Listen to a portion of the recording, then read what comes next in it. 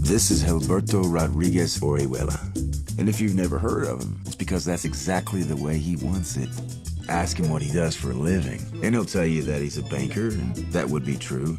In fact, he and his brother Miguel control their own bank. Or he might tell you that he and his brother owned and operated one of Colombia's largest chains of drugstores. The brothers could also tell you that they ran their own soccer team, which they did. America to Cali, one of the best teams on the continent, and a fierce rival of Pablo's Atletico Nacional.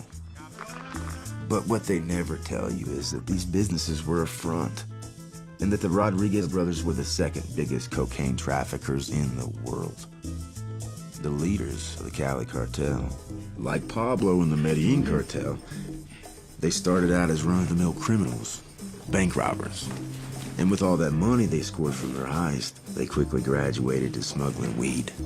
When they realized that 10 pounds of blow was worth as much as a ton of marijuana, they jumped headfirst into the cocaine business. These guys were no piece of shit street dealers. They planned meticulously, maximizing profit, minimizing risk.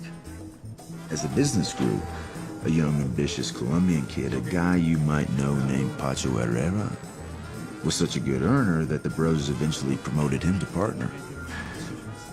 But they had a competitor, and not just any competitor, one that wasn't interested in abdicating the throne as the king of coke. But Gilberto was smart. He didn't care that Escobar wore the crown. So they went to him with a proposal. Miami, the cocaine capital of the world, would remain Pablo's territory. And in return, the Rodriguez brothers would make do with a little territory in the northeast called New York City. The extra 1,089 miles may have made it a little harder to get to, but it turns out the folks in New York were just as head over heels for cocaine as the folks down south. And while there were 1.8 million people in Miami, there were 7 million in New York City. As much as the Cali guys loved money and the finer things in life, they hated the wrong kind of attention. For the gentlemen of Cali, it was about appearing like legitimate businessmen, and business was good. But that didn't mean that it couldn't get better. Entonces dígame, señora Moncada.